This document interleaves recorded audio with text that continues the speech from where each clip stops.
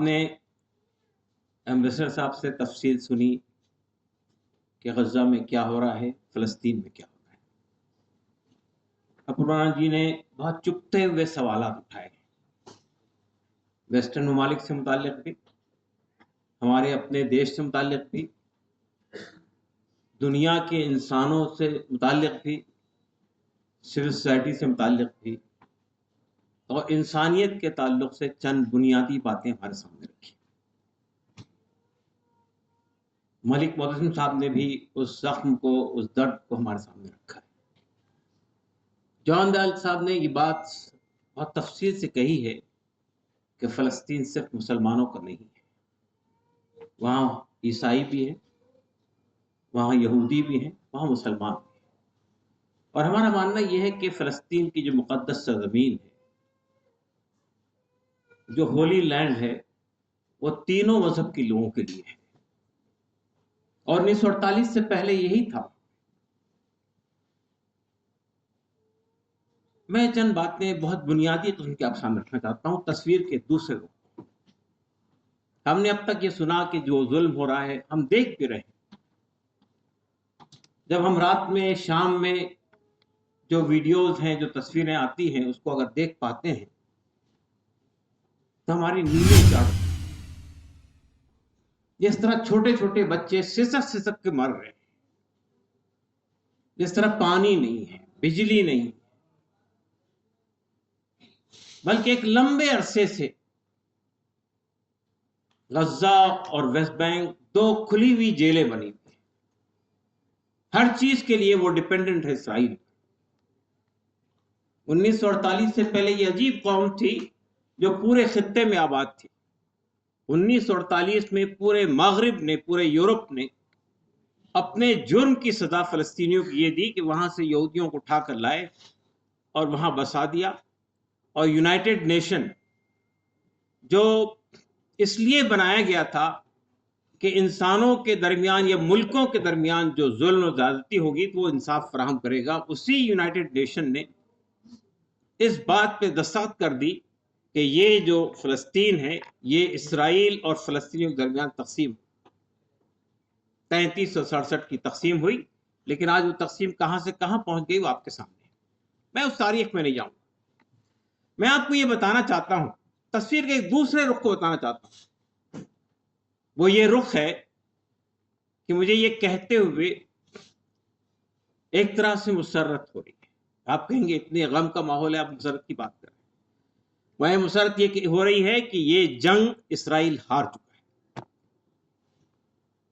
اور اسرائیل کے بڑے بڑے دانشور اور یورپ کے بڑے بڑے انٹلیکچوئلز یہ بات کہہ رہے ہیں کہ سوشل میڈیا کی جنگ ہم ہار چکے ہیں۔ سوشل میڈیا نے جو نیریٹو سیٹ کر دیا ہے فلسطینیوں کے حق میں، اس کا مظاہرہ اگر آپ کو دیکھنا ہے، میں ابھی 1 مہینہ امریکہ میں رہ کر آیا ہوں، اسی درمیان یہ جنگ شروع ہوئی۔ کوئی ویکینڈ ایسا نہیں تھا جس میں ہزاروں لوگ نیو یارک کی سڑکوں پر، شکاگو کی سڑکوں پر، ڈلس کی سڑکوں پر، فلوریڈا کی سڑکوں پر، لاس اینجلس کی سڑکوں پر، واشنگٹن کی سڑکوں پر نہیں نکل رہے تھے۔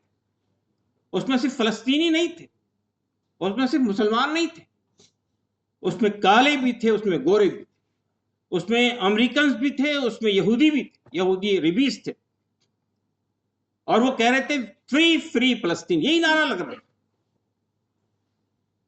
اور پھر آپ نے یہ دیکھا ہے ہمارے ملک میں، جب مجھے یہ سن کر وہاں سے یہ خبر ملی کہ یہاں پر ایک مظاہرہ کرنے کی کوشش کی گئی جنتر منتر پہ، تو مظاہرہ نہیں کرنے دیا گیا، پروٹیسٹ۔ ہماری حکومت نے جو یہ کہتی ہے کہ ہم اس معاملے میں ہماری پالیسی نیوٹرل ہے، ہم دونوں کے پکش میں ہیں یا دونوں کے ساتھ ہیں، اس حکومت نے جنتر منتر پہ جہاں پہ ہم لوگ ہر وقت پروٹیسٹ کرتے ہیں مختلف معاملوں میں، وہاں پر اگر لوگ پروٹیسٹ کرنے گئے تو وہاں سے لوگوں کو اٹھا کر گاڑیوں بند کر کے اٹھا کے لے کے چلے۔ اور مجھے یہ دیکھ کر تعجب ہوا کہ وائٹ ہاؤس کے سامنے جو مظاہرہ ہوا، آپ اس کو اٹھا کر دیکھیے کتنا سمبولک مظاہرہ ہے کہ وہاں چھوٹے بچوں کی لاشیں ہیں، وہاں پر چھوٹی چھوٹی گڑیاں رکھی گئی ہیں اور بچوں کو ڈپکٹ کر رہی ہے، وہاں پہ یعنی بائیڈن کے خلاف نعرے لگ رہے ہیں، وہاں کی پارلیمنٹ کے اندر فلسطین کے حق میں تقریریں ہو رہی ہیں، وہاں پہ بھی کل الہن عمر نے ایک پروپوزل ایک بل پیش کیا ہے کہ جو 320 کروڑ کا ڈالر کا جو پیکیج دیا جا رہا ہے اس کو روکا جائے. میں وہاں سے لندن آیا. ابھی آپ نے سنا ہوگا دنیا کا سب سے بڑا مظاہرہ, سب سے بڑا پروٹیسٹ اگر کہیں ہوا تو لندن پہ ہوا. 50 لاکھ لوگ لندن کی سڑکوں پہ نکلے, پورا لندن جام ہو. اور ان کے ملکوں کا جو رویہ ہے وہ آپ کے سامنے ہے. امریکہ ڈالر بھیج رہا ہے, امریکہ ہتھیار بھیج رہا ہے. سب سے پہلے اسرائیل کے اس آتنکواد کے حق میں حمایت کرنے کے لیے امریکہ سے بائیڈن آئے, فرانس سے میکرون آئے, اور برطانیہ سے UK سے سونک آئے. یہ دینے کے لیے ہم آپ کے ساتھ کھڑے ہیں. پورا مغرب, پوری مغرب کے ممالک, پورے یورپین کنٹریز اور پورا ویسٹرن کنٹریز اسرائیل کے ساتھ کھڑے.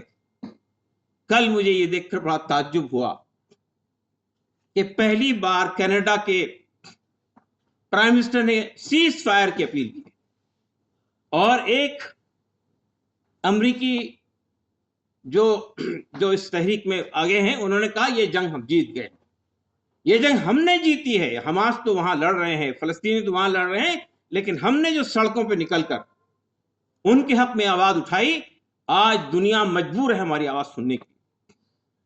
امریکہ میں لوگ علل اعلان یہ کہہ رہے ہیں کہ بائیڈن ہم تمہیں اگلی بار ووٹ نہیں دیں گے, اگلی بار ہمیں ووٹ نہیں دیں گے. یہ عوامی طاقت ہے. آج کی اس ڈیموکریسی میں سب سے بڑی طاقت عوام کی ہوتی ہے, حکومتوں کی طاقت نہیں ہوتی, ہتھیاروں کی طاقت کوئی طاقت نہیں ہوتی ہے. اگر ہم باہر نکل کے آئے, میدان میں آئے, ہم نے یہ جنگ جیتی ہے. ہندوستان نے 1947 میں ہتھیاروں سے نہیں جیتی. ہم نے نان وائلنس کی تحریک گاندھی جی نے چلائی تھی اس ملک میں, عوام نے چلائی تھی. کتنے لوگوں نے قربانیاں دی تھی, اور اس کے نتیجے میں ہم نے یہ جنگ جیتی تھی. تو عوام کی طاقت ہی اصل طاقت ہوتی ہے, پبلک کی طاقت ہی اصل طاقت ہوتی ہے. میں عجیب و غریب مناظر دیکھ رہا ہوں. جب ہم وہاں کے ویڈیوز دیکھتے ہیں, بچہ دم توڑ رہا ہے, ماں دم توڑ رہی ہے, لیکن الحمدللہ جو کچھ ہوا ہوا. ہم نے یہ جنگ لڑی ہے, ہم لڑ رہے ہیں اپنی آزادی کی لڑائی لڑ رہے ہیں. کسی کو پریشانی نہیں ہے.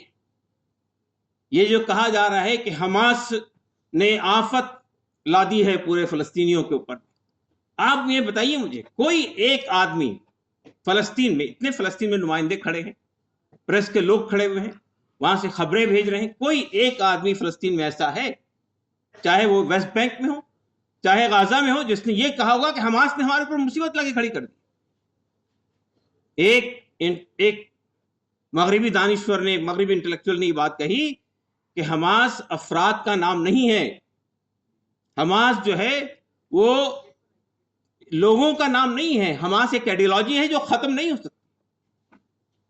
اور یہ جو آج القسام بریگیڈ کی آپ بات سنتے ہیں, وہ القسام بریگیڈ میں کون لوگ ہیں؟ وہ ان 75 سالوں میں جو لوگ مارے گئے ہیں انہی کے بچے ہیں, یتیم بچے.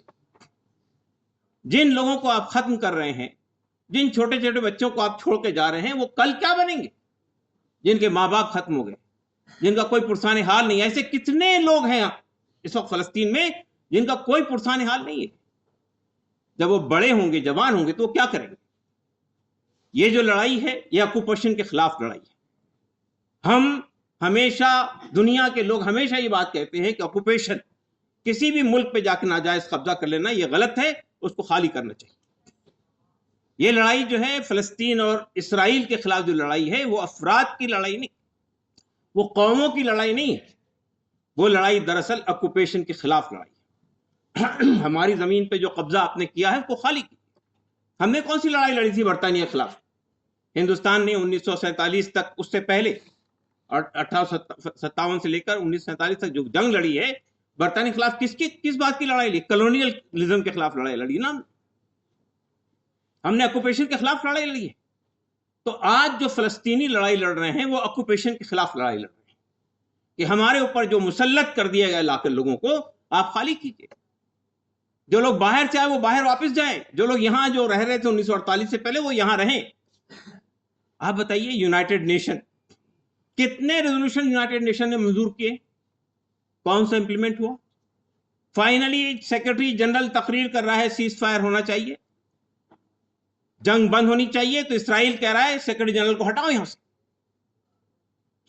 तो यूनाइटेड नेशन जो बना ही इस काम के लिए था कि मुल्कों के दरमियान जो तनाजात पैदा होंगे, जो डिस्प्यूट पैदा होंगे, उसको रिजॉल्व किया जाएगा।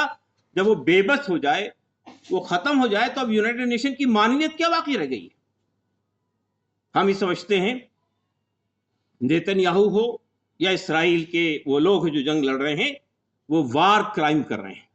आप मुझे बताइए कहां का जस्टिफिकेशन है कि आप सिविलियंस के ऊपर में बम्बार्डमेंट कर रहे हैं और खंडरात में तब्दील कर रहे हैं पूरी जमीन को, उसके बाद आप ये कहते हैं जंग लड़ रहे हैं? कौन सी फौज आपके सामने बताइए हमको। आप जानते हैं कि यही अमेरिका था जो इराक में इस बहाने दाखिल हुआ था कि सद्दाम हुसैन ने WMD जमा कर ली, वेपन्स ऑफ मास डिस्ट्रक्शन। कहां है? जंग खत्म हो गई, इराक तबाह हो गया, अमेरिका लौट गया, वो WMD तो आज तक नहीं निकली। ये जो बात कह रहे हैं कि ये जो हॉस्पिटल्स हैं उसके नीचे हमास के लोग छिपे हुए हैं, आपने हॉस्पिटल पर कब्जा कर लिया, आपने हॉस्पिटल को खंडर बना दिया, हमास के कितने लोग मिले आपको वहां पे?